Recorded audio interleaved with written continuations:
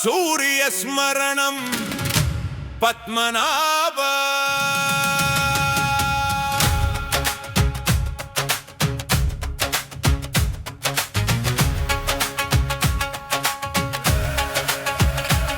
ओ सूर्यस्मरणं पद्मनाभ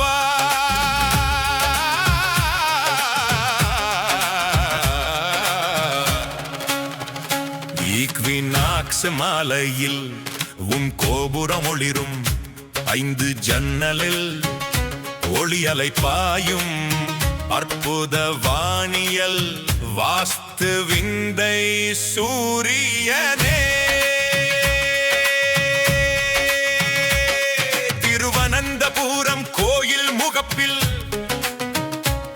உயர்ந்த கோபுரம் 100 அடி உயரம் கிழக்கு மேற்கு அச்சில் நேராக அமைந்த 5 ஜன்னல்கள் கணித கோரத்தில் 1.5 டிகிரி இடைவெளி சரியாக வைத்தார் பழங்கால வானியல் அறிஞர் வாஸ்து சாஸ்திரர். மாலை 6 மணி சூரியன் மறையும் போது மேல் ஜன்னலில் முதல் ஒளி தோன்றும்.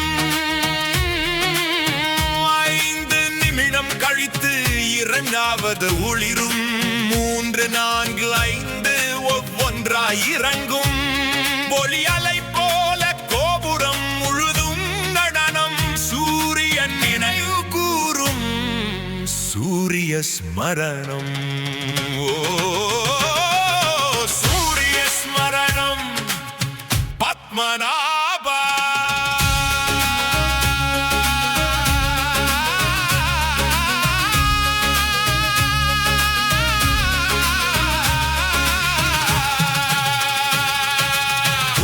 சாய்வு நேராகும் அந்த நாளில் பகல் இரவு சமம். சூரியன் கிழக்கு உதயம் மேற்கில் மறையும் நேரம் பூமத்திய ரேகையை நேராக கடக்கும்.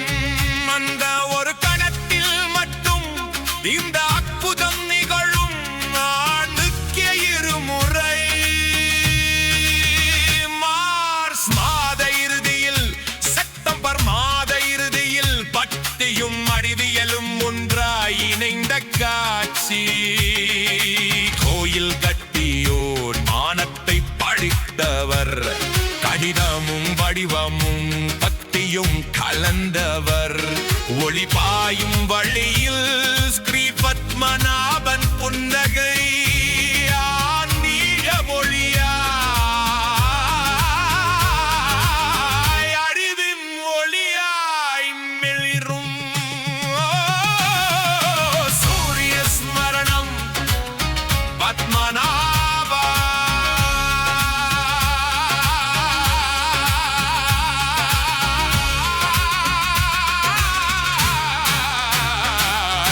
ஜன்னலில் ஒளி இறங்கும் அந்த நொடியில் உள்ளம் நிறைந்து கண்கள் பனிக்கும்.